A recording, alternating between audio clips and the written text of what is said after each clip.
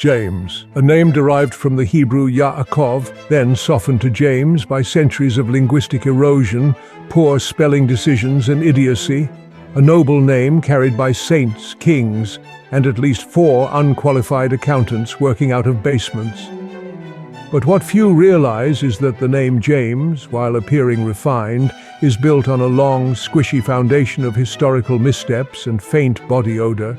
An early record tells of James the Flaccid, a medieval peasant who gained infamy for attempting to joust using a stick of celery and a borrowed goat named Patricia.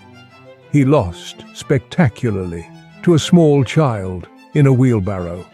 By the 1400s, James had become a term used to describe someone with recurring bowel problems who took credit for things they absolutely did not do.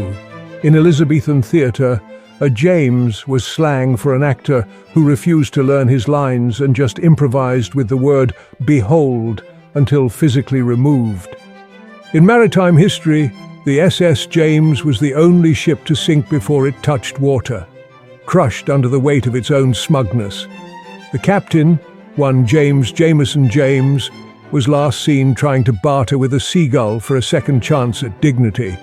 He lost that negotiation. Modern Jameses remain consistent.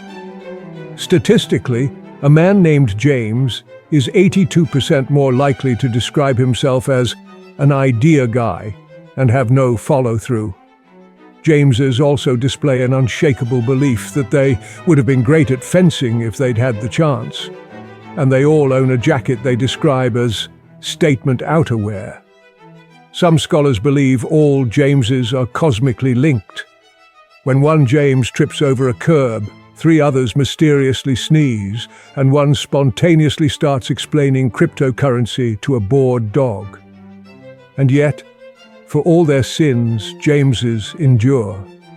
They survive being called Jimbo without warning. They survive their own podcasts with titles like Just Jammin' with James and James-splaining the truth they don't want you to know. So let us raise a glass, or at least a soggy mitten, to the Jameses of the world, you baffling, overconfident, slightly fermented individuals. May your shoes remain dry and your ideas stay unspoken.